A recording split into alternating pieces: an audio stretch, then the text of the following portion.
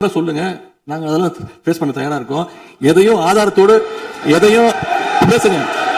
நீங்க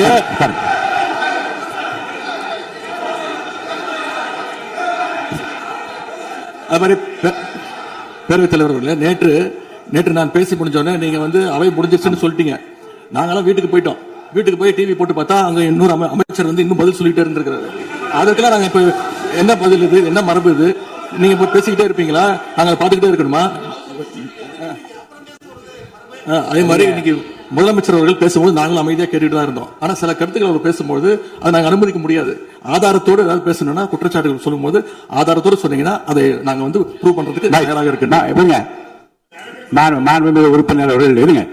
நேற்று மாண்புமிகு எதிர்க்கட்சி தலைவர்கள் பேசியதும் மாண்புமிகு பொதுப்பணித் தலைவர்கள் பேசியதும் ஆதாரம் இல்லாமல் பேசக்கூடாது என்று நான் சொன்னேன். ஆய்வு செய்து நீக்கப்பட வேண்டியது நீக்கும் என்று சொன்னேன். இப்போது மாண்புமிகு முதல்வர் அவர்கள் பேசி முடிக்கட்டும். நீங்கள் கூறிய கருத்துப்படி அதில் ஆதாரங்கள் இல்லாத குறிப்பாக இருந்தால் அதை நீக்குவதற்குரிய உரிமை எனக்கு இருக்கிறது. ஆய்வு செய்து நான் நடவடிக்கை எடுப்பேன். இப்போது மாண்புமிகு முதலமைச்சர் அவர்கள் பேசலாம். இந்த டாஸ்மாக் மாதிரியே பல டிபார்ட்மெண்ட்லயும் மறுபடியும் சொல்றேன், கட்சி நிதின்ற பேர்ல அடிச்ச கொள்ளைய ஒன்னா கவர்மெண்டோட கஜானாக்குள்ளேயே கொண்டு சேர்த்துக்கிட்டே இருக்கிறாங்க. இப்பவும் சொல்றேன், மக்கள் பணத்துல இருந்து ஒரு பைசா கூட தொடமாட்டோம், தொடவும் விடமாட்டோம், தொட்டா விடமாட்டோம், இதுக்கு முன்னாடி தொட்டவங்களையும் விடமாட்டோம்.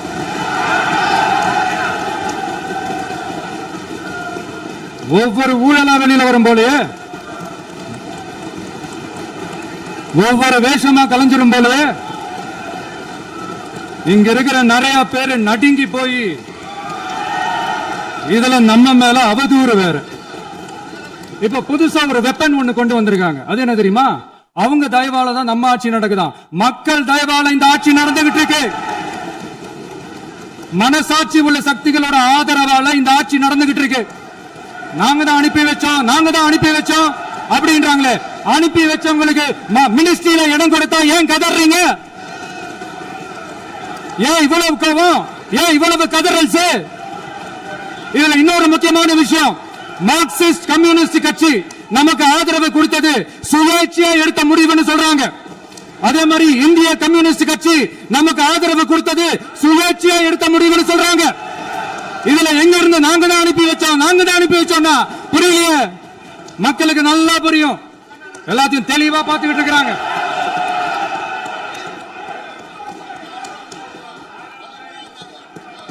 முதலமைச்சர் கண்டினியூ பண்ணலாம். மாண்புமிகு முதலமைச்சர்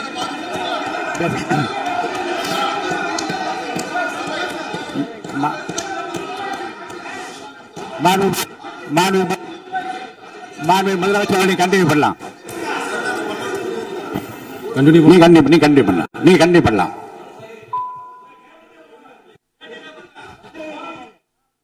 இந்த சமூக நீதி அரசுன்னு சொல்றவங்களை பார்த்து கேட்கிறேன், நம்ம பட்டியலின சகோதரர்களுக்கு எத்தனை அமைச்சர் பதவி கொடுத்தீங்கன்னு கொஞ்சம் சொல்ல முடியுமா? ஆனா நம்மளுடைய அரசுல 8 அமைச்சர் பதவிகள் யாருக்கு? நம்ம பட்டியலின சகோதரர்களுக்கு. எல்லாம் நம்ம அண்ணன், நம்ம தம்பி, நம்ம தங்கச்சிங்க. அண்ணல் அம்பேத்கர் அவர்களுடைய கிட்டத்தட்ட 100 ஆண்டு கால கனவு இப்ப நிறைவேறி இருக்கு. நான் ஏன் கொஞ்சம் சவுண்டா பேசுறேன் அப்படின்னா அவங்களுக்கு கேட்கணுன்றதுக்காக தப்பா எடுத்துக்காது. அதே மாதிரி பெண்களோட பாதுகாவலர் நாங்க தான் அப்படின்னு சொல்லிக்கிறவங்களை கேட்கிறேன், எத்தனை பெண்களுக்கு அமைச்சர் பதவியில இடம் கொடுத்தீங்க கொஞ்சம் சொல்ல முடியுமா? எங்க அரசுல 4 சகோதரிகளுக்கு அமைச்சர் பதவி கொடுத்திருக்கிறோம். அதனால மக்களால் நிராகரிக்கப்பட்டு மக்களால் அகற்றப்பட்டவங்களுக்கு ஒண்ணு சொல்லிக்கிறோம், தப்பே செய்ய மாட்டோம், ஊழலே செய்ய மாட்டோம், நேர்மையா தான் இருப்போம், நியாயமா தான் இருப்போம் அப்படின்னு சொல்றவங்களால மட்டும்தான் கூட்டணி ஆட்சி அமைக்க முன்வரும். ஆட்சியிலையும் பங்கு, அதிகாரத்திலையும் பங்கு கொடுக்க முன்வரும். ஊழல்லையே ஊறி போனவங்களால இந்த கூட்டணி ஆட்சியோ ஆட்சியிலையும் பங்கு அதிகாரத்திலையும் பங்கு கொடுக்க முன்வராது. மெஜாரிட்டி இருந்தாலும் தரமாட்டாங்க, மெஜாரிட்டி இல்லனாலும் தரமாட்டாங்க. கேட்டா ரெடிமேடா ஒரு பதில் ஒண்ணு வச்சிருப்பாங்க, கூட்டணி ஆட்சியை மக்கள் விரும்ப மாட்டாங்கன்னு. அதே மக்கள் தான் இப்ப அவங்கள பார்த்து சிரிக்கிறாங்க. நான் பதவியேற்ற அன்னைக்கு கொஞ்சம் டைம் அவகாசம் கேட்டேன். எதுக்கு கேட்டேன்? நிதி நிலைமை எல்லாம் கொஞ்சம் மோசமா இருக்குது, அதெல்லாம் கொஞ்சம் சரி செஞ்சுக்கிட்டு படிப்படியா கொஞ்சம் கொஞ்சமா நான் கொடுத்த வாக்குறுதிகள்லாம் செயல்படுத்துவேன். அதுக்காக கொஞ்சம் டைம் அவகாசம் கேட்டேன். நான் ஏதோ வேற எதுக்காகவோ வேற யாருக்காகவோ ஏதோ அவகாசம் கேட்ட மாதிரி. அடுத்து இங்க சபையில இல்லாதவங்களை பத்தி பேச வேண்டாம்னு நினைக்கிறேன். இங்க நம்மளை பத்தி அவதூறு பரப்புறதோட மட்டும் இல்லாம இப்ப நம்ம மக்கள் மேலேயும் அவதூறு பரப்ப ஆரம்பிச்சிட்டாங்க. மக்கள் நமக்கு ஓட்டு போட்டது தப்பான், குடும்பமா நமக்கு ஆதரிச்சது தப்பான். இது இப்ப இல்ல, நான் சொல்றது எம்ஜிஆர் அவர்கள் காலத்திலிருந்தே. அப்பவே அவர் ஜெயிச்சப்போ அதே மக்களை தப்பா பேசுறது. மக்கள் என்ன பண்ணிட்டாங்க, எம்ஜிஆர் என்ன பண்ணிட்டாரு, எம்ஜிஆர் என்ன இது பண்ணிட்டாரு. 50 வருஷமா ஒரே டெக்னிக்கா. டெக்னாலஜி எல்லாம் மாறி வேற எங்கேயோ போயிட்டு இருக்கு. பஸ் இதுல கொஞ்சம் டெக்னிக்காச்சும் கொஞ்சம் மாத்தினா கொஞ்சம் நல்லா இருக்கும். அதனால மக்களுக்கு யூஸ்ஃபுல்லா இருக்கிற மாதிரி இந்த ஆக்கப்பூர்வமான கருத்துக்களோ ஆக்கப்பூர்வமான யோசனைகளோ இருந்தா சொல்லுங்க. அதை நாங்க டெஃபரெண்டா எடுத்துக்கிறோம். ஆனா அதை விட்டுட்டு இந்த நக்கலு நையாண்டி சம்பந்தம் இல்லாத பேச்சு இதெல்லாம் பேசிட்டு அப்புறம் முதல்வர் பதில் சொல்லல, முதல்வருக்கு பதில் சொல்ல தெரியல அப்படின்னா அப்புறம் என்ன சோஃபா மாடல் ஆட்சியா? அது என்னன்னு புரியறதுக்கே எனக்கு ரொம்ப நாள் ஆச்சு. இந்த sofa set, table chair, teapoy, furniture பிசினஸ்லாம் வேற எங்க வெளியில போய் பண்ண சொல்லுங்க. அப்படி அந்த பிசினஸ் தான் பண்ணணும்னா நிறைய பிசினஸ் பண்ற மாதிரி வெளியில போய் பண்ண சொல்லுங்க. எங்க சட்டசபைக்குள்ள வேணாம். அதனால ஆக்கப்பூர்வமான கருத்துக்கள் இருந்தா சொல்லுங்க. டெஃபினட்டா அது சரியா இருந்தா நாங்க ஏத்துக்கிறோம். எனக்கு ஒரு குட்டி கதை ஒண்ணு ஞாபகம் வருது, சொல்லாமா?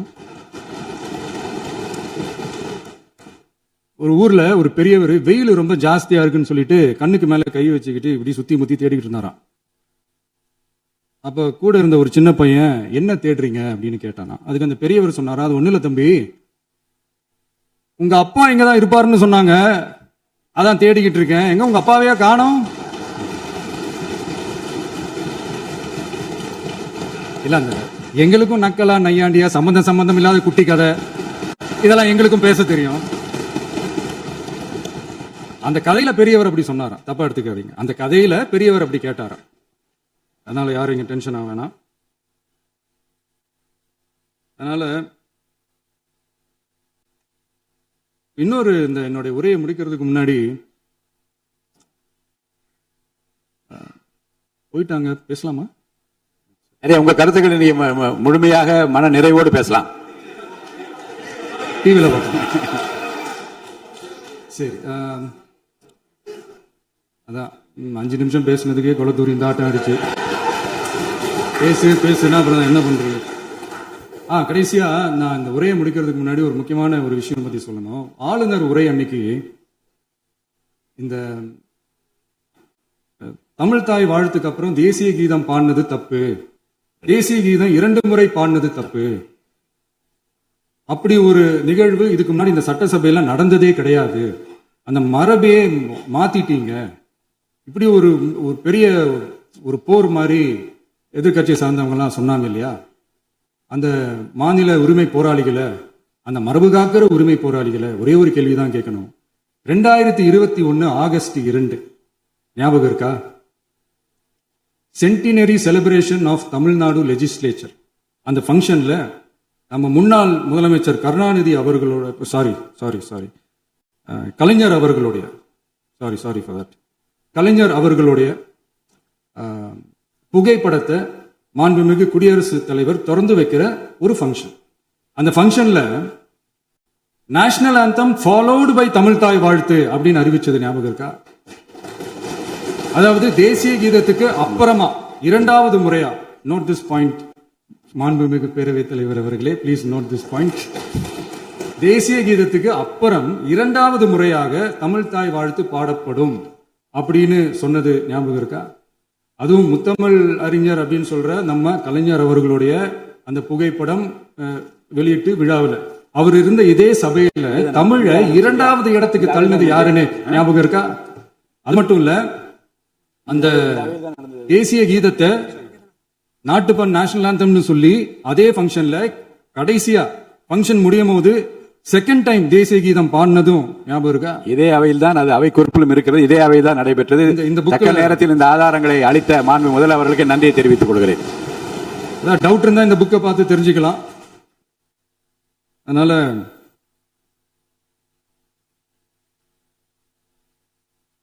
இதெல்லாம் கேட்டா என்ன சொல்லுவாங்கன்னா, அது ஜனாதிபதி கலந்துகிட்ட ஃபங்க்ஷன், அதெல்லாம் அப்படிதான், அதெல்லாம் கண்டுக்க கூடாது அப்படின்னு சொல்லுவாங்க.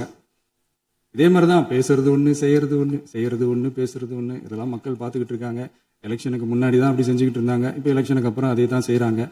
இந்த விஜயையும் சாமானியர்களின் உண்மையான சமூக நீதி அரசையும் அவமானப்படுத்துறதுக்கு தான் அவங்களோட அந்த பொலிட்டிக்கல் சீனியாரிட்டி அது பயன்படுத்துது போல. சரி, செய்யட்டும் செய்யட்டும், நல்லா செய்யட்டும். இப்போ ஆனாலும் நம்மளுடைய மாநில உரிமை, மொழி உரிமை, உத்தமபுத்திரர் போல வேஷம் போடுற எதிர்கட்சிக்கு ஒன்றை மட்டும் ஆணித்தரமாக சொல்றோம். உங்களை மாதிரி தமிழ் தமிழ்னு சொல்லிக்கிட்டு, மொழி, பண்பாடு, கலாச்சாரம்னு சொல்லிக்கிட்டு ரெட்டை வேஷம் போடுறவங்க நாங்க கிடையாது. உலகெங்கும் வாழும் என் தமிழ் சொந்தங்களுக்கு நம்முடைய உத்தரவாதம் தமிழ் தான் எங்க உயிர் நாடி அப்படின்றத மறக்க மாட்டோம். இப்பவும் சொல்றோம், மாநில உரிமையில எப்பவும் உறுதியா இருப்போம். அதே சமயத்துல அரசியல் வேற, ஒன்றிய மாநில அரசுகளுக்கு இடையே இருக்கிற நிர்வாக அணுகுமுறை வேற. இதுல நாங்க ரொம்ப தெளிவா இருக்கிறோம். அதனால எங்களுக்கு பாடம் எடுக்கிறதா நினைச்சுக்கிட்டு உங்க வேஷத்தை நீங்களே கொஞ்சம் கொஞ்சமா கலைச்சிக்கிட்டே வர்றீங்க, மறந்துடாதீங்க. அப்புறம் நேத்து எதிர்கட்சி தலைவர், மாண்புமிகு எதிர்கட்சி தலைவர் பேசும்போது நிறைய பேசினாங்க. அதுல ஒண்ணு மட்டும் அரசு சொல்றதா நினைச்சுக்கிட்டு நம்மளை இன்டைரக்டா ஈவில் அப்படின்ற அந்த வார்த்தையை யூஸ் பண்ணாங்க. எனக்கு ஒன்னே ஒண்ணுதான் சொல்லணும்னு தோணுது, ஈவில்ஸ்னு டெவில்ஸ் பேசக்கூடாது.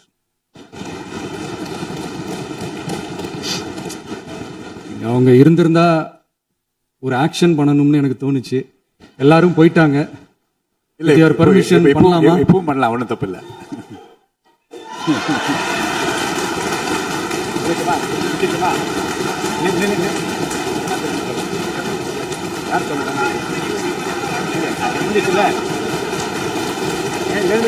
சொல்லுமா?